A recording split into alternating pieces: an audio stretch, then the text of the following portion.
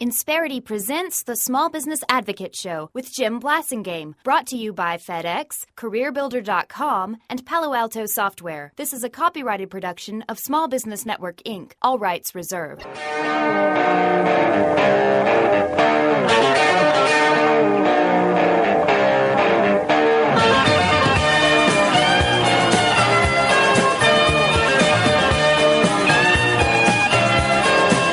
Welcome back. Thanks for hanging out with me, 17 till. I'm Jim Blasingame.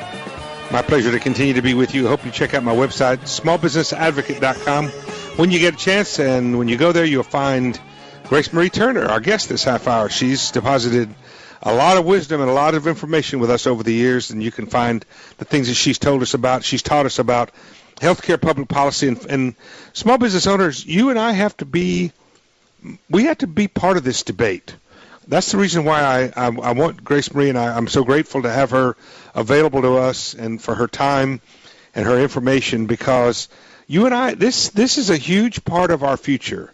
Healthcare is for ourselves, for our employees, and whenever the government gets in the middle of this, of something that's as big a part of our budget as healthcare can be.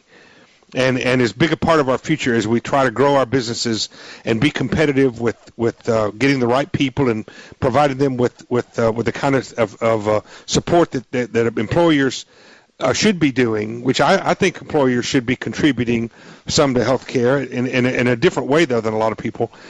You and I have to be involved in this debate, because what's happening right now is we got politicians mucking things up, Grace Marie, and that's about as simple as I can say it. They're just mucking it up and making it more complicated than it has to be.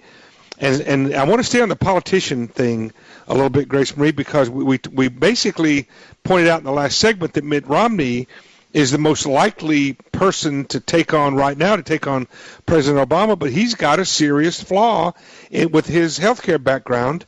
Through RomneyCare in Massachusetts. Who else in the Republican contingent could take on President Obama? Well, pretty much any of them, I think, would have a much better track record in taking on Obama, because what Mitt has done in Massachusetts tells us where Obamacare is going. And if I could, Jim, maybe it's a failure now, isn't it? In Massachusetts, it's a failure. It's an abject meltdown, thermonuclear meltdown. We have a chapter in our new book, Why Obamacare is Wrong for America, about how this law impacts employers and employees. It's really the handbook, and people need to know this. You can get it on any website, any Amazon.com, Barnes & Noble, any bookstore, Why Obamacare is Wrong for America. We explain what this is going to do to small businesses, and we know this because in Massachusetts they did an individual mandate and an employer mandate. And employers are not only required to provide expensive health insurance, more expensive than they otherwise likely would, but they say that the bureaucracy and the paperwork of complying is a nightmare.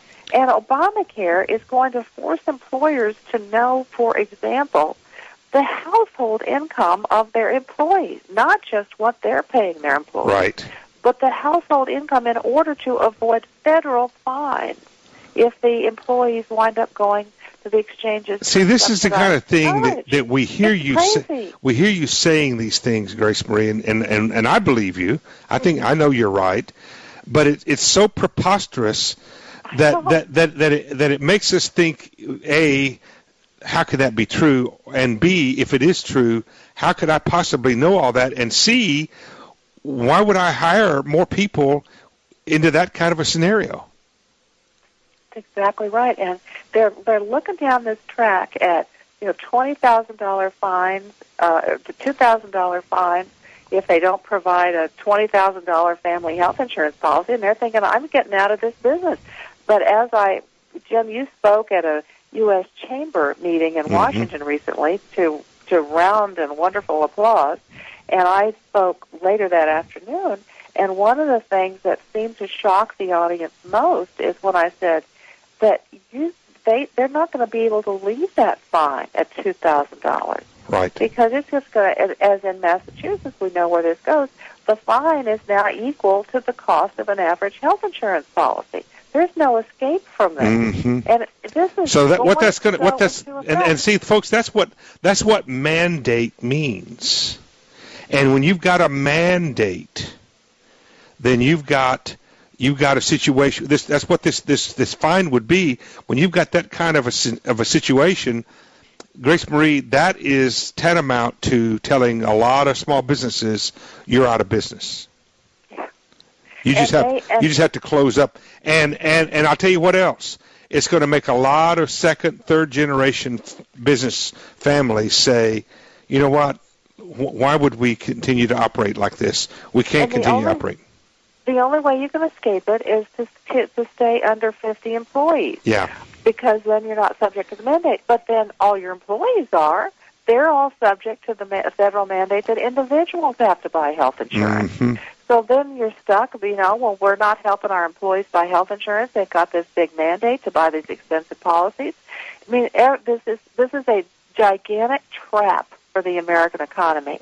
It is huge potential. You called it a freight train. I called it, and I added the runaway part in the previous segment. The runaway freight train. That is the reason she's saying that, folks, is because the full collision hasn't happened yet. We're already seeing a lot of the fallout from this, but the full collision hasn't happened yet, has it? Well, and I think people think, I'll get a waiver. The Congress has already, the House voted to repeal it. It'll get declared unconstitutional. Both very unlikely. This is federal law. It is in place. As of right now, it's federal law, folks. It's going to happen in 2014 unless it is repealed by Congress and signed by a president. Yeah. This president's not going to sign it. That's the chore we have in front of us, folks. 10 till. Why Obamacare is wrong for America, folks. You're going to want to buy two because you're going to want to keep one. You're going to want to give one away. So check it out wherever books are sold. Also, Galen.org, GALEN.org is the website for the Galen Institute. Stay with us. Insperity presents the Small Business Advocate Show with Jim Blasingame, brought to you by FedEx, CareerBuilder.com, and Palo Alto Software. This is a copyrighted production of Small Business Network, Inc., intended for the private use of our audience. Except as otherwise provided by copyright law, all other copying, redistribution, or publication without prior written consent is prohibited. All rights reserved. Prohibited. All rights reserved. Prohibited.